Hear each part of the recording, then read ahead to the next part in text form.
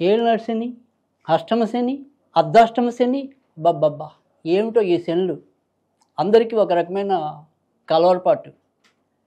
ఏ రకంగా పీడిస్తాడోనని, మరి ఏ రకంగా అవమానం పరుస్తాడోనని, అనారోగ్యమే ఇస్తాడు, మరి ఔశ్వర్యమే ఇస్తాడు, ఏ రకంగా మేలు చేస్తాడో, ఏ రకంగా కీడు చేస్తాడో అందరికీ ఇదే రకమైన భయం భయం భయం.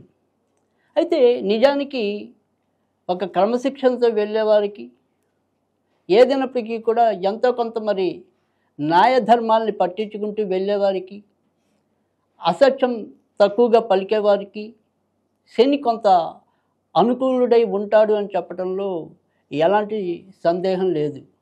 ఎందుకంటే మనిషికి ఉండే ఏదైనా సరే కర్మని తొలగించటం అనేది ప్రధానంగా శని యొక్క బాధ్యత. అందుకని మన కర్మలు తొలగాలి అంటే కనుక కష్టాలు పెట్టాలి. కష్టాల ద్వారానే మన యొక్క కర్మలు తొలగటం అనేది ఉంటుంది. అందుకని సాధారణంగా కష్టాలు మనం ఎక్కువ పడుతున్నాము అంటే కనుక అది గత జన్మ ప్రారబ్ధ ఫలంగానే మనం ఎక్కువగా భావించవలసి ఉంటుంది. అయినప్పటికీ మరి మనిషి అన్నాక ఆశాజీవి. మనిషినే కాదు, మనం అంతకితం కాలాల్లో కూడా మనం గనక గమనించినట్టయితే మరి మార్కండేయుడికి ఎక్కువ ఆయుర్దాయం లేదు అని తెలిసినప్పుడు ఆయనకి శివ మంత్రాన్ని ఉపదేశించి మరి ఆ మరణ భయాన్ని పోగొట్టడమే కాకుండా ఆయన మృత్యుంజయుడయ్యాడు. సాక్షాత్తు మరి యమధర్మరాజుని కూడా శివుడు పక్కకు తోసేయటం అనేది జరుగుతుంది. అంటే మనం చేసేది ఏదైనా సరే మనకి కర్మలు ఉండేవి యథార్థం, మనకి కష్టాలు వచ్చేది యథార్థం. కానీ ఆ కష్టాలు తప్పించుకోవడానికి కూడా మనకి మన ఋషులు చక్కటి మార్గాలని సూచించారు. కనుక అలాంటి దోష పరిహారాలు ఏవైతే ఉంటాయో అవి చేసుకోవటం వల్ల ఎంతో కొంత మనకి భయం తగ్గటమే కాకుండా ఆ దోషాలు కూడా తొలగుతాయి. అయితే ఈరోజు మరి ఇప్పుడు మనం ఈ అర్ధాష్టమ శని అనుకోండి, లేదా ఏలినాటి శని అనుకోండి, తర్వాత మరి అష్టమ శని అనుకోండి, ఇవి ప్రస్తుతం కనుక చూసినట్టయితే కనుక మనకి కుంభరాశికి, మీనరాశికి, మేషరాశికి ప్రస్తుతం 7.5 ఏళ్ళ శని నడుస్తుంది. ధనుర్రాశి వారికి అర్ధాష్టమ శని నడుస్తుంది. సింహరాశి వారికి అష్టమ శని నడుస్తుంది. కనుక ఈ 5 రాశుల వారికి ప్రస్తుతం అయితే కనుక శని ప్రభావంలో ఉన్నారు అని అర్థం. అయితే సాధారణంగా ఏలినాటి శని అంటే అందరికీ తెలిసిందే, ఇంచుమించుగా 7.5 సంవత్సరాలు అది ఉంటుంది. ఈ అర్ధాష్టమ శని కానీ అష్టమ శని కానీ ఇంచుమించుగా 2.5 సంవత్సరాలు ఉండటం అనేది జరుగుతుంది. మనకి ఏదైతే ఈ శనులన్నీ ఉన్నాయో అవి కాకుండా మరి వారి వారి జాతక రీత్యా కూడా శని మహాదశ నడుస్తూ ఉండేవాళ్ళు ఉండవచ్చు. తర్వాత మరి ఏదైనా సరే జాతకంలో శని సరైన ప్లేస్లో లేక ఇబ్బంది పెట్టడం అనేది కూడా ఉండొచ్చు. కనుక ఏదైనప్పటికీ కూడా మనకు ఉన్న ఈ శని దోషాలన్నీ తొలగాలి అంటే కనుక ఏ రకమైన ఆరాధన మనకి మేలు చేస్తుంది, ఎలాంటి విధానంలో వెళ్తే ఎంతో కొంత మనకి ఉపశమనం లభిస్తుంది అనేది కనుక చూసినట్టయితే సాధారణంగా మనకి ఏదైనప్పటికీ కూడా ఈ శని ప్రభావం తగ్గాలంటే మనకి అందరికీ తెలిసింది ఆంజనేయ స్వామికి సంబంధించిన పూజలు చేసుకోవటం.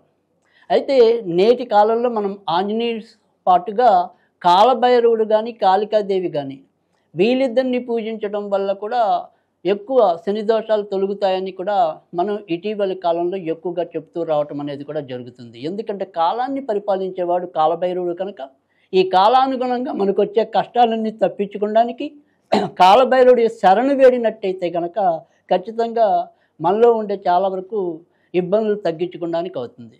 అయితే మరి ఏం చేయాలి? కాలభైరవ అష్టకం కనుక చదవటం వస్తే ప్రతిరోజు కాలభైరవ అష్టకం చదవటం అనేది ఒక పద్ధతి. అలాగే మీకు రాకపోయినా కూడా శనివారం పూట శివుడికి కొద్దిగా నల్ల ద్రాక్షలు కానీ నేరేడు పళ్ళు కానీ పెట్టడం వల్ల కూడా కొంత ఉపశమనం లభించడానికి ఆస్కారం ఉంటుంది. సరే, ఇవి కూడా మీకు తెలియని పక్షంలో మరొక పద్ధతి ఏంటంటే కనుక ఆంజనేయ స్వామికి శనివారాల పూట 19 ప్రదక్షిణాలు చేయటం, ఇది మరొక పద్ధతి. తర్వాత మరొక ఉపశమనం ఏంటి అంటే కనుక నల్ల నువ్వులు బెల్లము అలా 8 ఉండలు చేసి చిన్న చిన్న ఉండలు మనం చిమ్మిలు ఉండలు అంటాం, అయితే చిమ్మిలికి తెల్ల నువ్వులు కలపడం అనేది ఉంటుంది. ఇది నల్ల నువ్వులు అన్నమాట. ఈ నల్ల నువ్వులు బెల్లము చిన్న చిన్న ఉండల్లాగా చేసి అలా 8 ఉండలు శనివారాల పూట ఏదైనా సరే చెట్టు లేదా మొక్క మొదల్లో పెట్టడం గానీ, లేదా మీకు చీమలు పలానా చోట చాలా ఎక్కువ ఉంటాయనిపించిన చోట గానీ పెట్టినట్టయితే చాలా చక్కటి ఉపశమనం లభించడం అనేదైతే ఉంటుంది. ఇవి సాధారణంగా శని కోసం మనం చేసే పరిహారాలు. లేదు శని గాయత్రి అనేది ఏదైతే ఉంటుందో మనం పడమరలో కూర్చుని రోజు 19 సార్లు చదువుకోవాలి. ఓం కాకధ్వజాయ విద్మహే ఖడ్గహస్తాయ ధీమహి తన్నో మందః ప్రచోదయాత్. ఇది 19 సార్లు చదవటం అనేది ఇదొక పద్ధతి.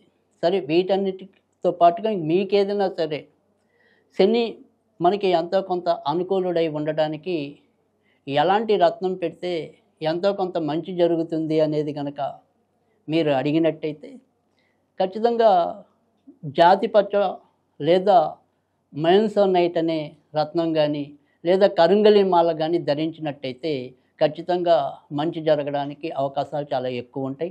శని దోషాలు ఏవైనా సరే తొలగడానికి కానీ కుజదోషాలు తొలగడానికి కానీ ఇవాళ ఎక్కువగా వినియోగించే మాల కరుంగలి మాల.